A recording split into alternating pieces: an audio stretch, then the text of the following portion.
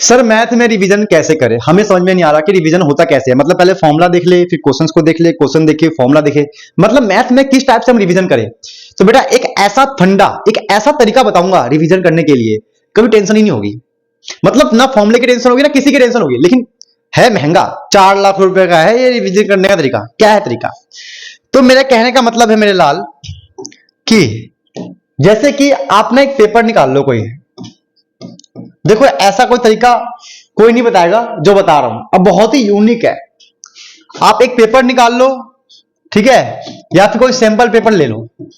और रिवीजन करना कैसे है, आपने इसका क्वेश्चन नंबर 1, सिर्फ क्वेश्चन होना चाहिए, आंसर नहीं होना चाहिए, आंसर नीचे उसके अंदर। क्वेश्चन नंबर 1 को आपने रीड किया। अब रीड करते ही आपको पता है कि इसका आंसर कैसे कैसे आएगा, मतलब आंसर ना आए लेकिन पता है आपको कि इसका सोल्यूशन कैसे आएगा, तो बेटा समझ लो वो आपका रिवीजन हो गया, वो आपका रिवीजन हो गया।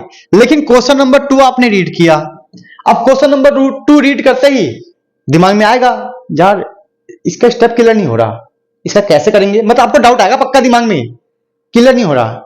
तो बेटा उसको रीड करने के बाद नोटबुक के अंदर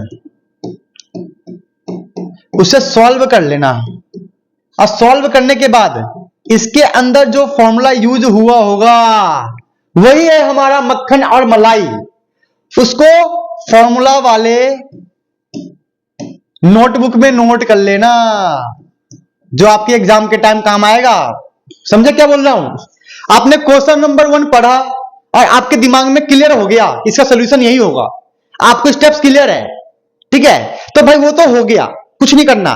लेकिन क्वेश्चन नंबर 2 जैसे ही आपने पढ़ा, क्वेश्चन नंबर 2 जैसे ही पढ़ा और आपके दिमाग में डाउट आया कि भाई इसमें फॉर्मूला क्या लगेगा, चैप्टर कौन सा है, कहां से हुआ, मुझे दिमाग में आ नहीं रहा, तो बेटा उसमें तो नोटबुक में उस क्वेश्चन का आंसर करना, सॉल्व करने के बाद जो उस क्वेश्चन के अंदर जो फॉर्मूला यूज हुआ होगा उस फॉर्मूले को एक नोटबुक के अंदर लिख के रखना।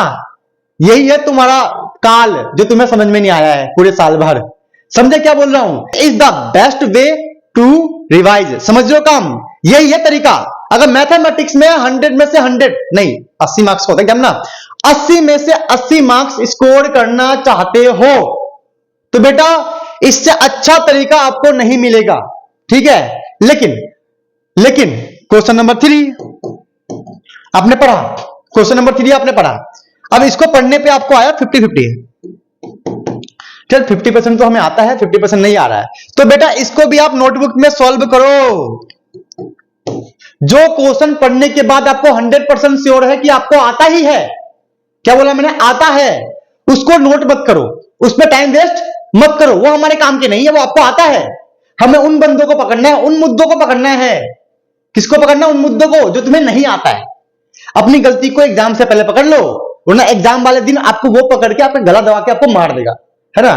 तो कहने का मतलब है क्वेश्चंस को रीड करना है, अगर आपको आता है तो नेक्स्ट क्वेश्चन पे जाओ। नेक्स्ट क्वेश्चन आपने रीड किया और रीड करने के बाद आपको थोड़ा सा भी दिमाग में डाउट है कि भाई इसको वो मुझे नहीं आता है, तो नोटबुक में निकालो, सॉल्व करो, उस क्वेश्चन में जो फॉर्मूला यूज हुआ है उसको एक जगह पे लिख लो, और वो जो लिखा हुआ फॉर्मूला होगा ना वही आपके काम आएगा। समझे? दिस इज द वे, ठीक है। कर सकते हो तो करो, करना तो पड़ेगा यार, साइंस ले लिया ना तुम लोगों ने, पीसीएम, तो कोई ऑप्शन नहीं है पीसीएम वालों के पास, पढ़ना ही पड़ेगा, कोई ऑप्शन नहीं है, ठीक है। तो पढ़ो, मेहनत करो, कोई भी डाउट हो तो कमेंट करना, मैं आपको उसका सोल्यूशन बताऊंगा। मिलते हैं क्लास में अपनी।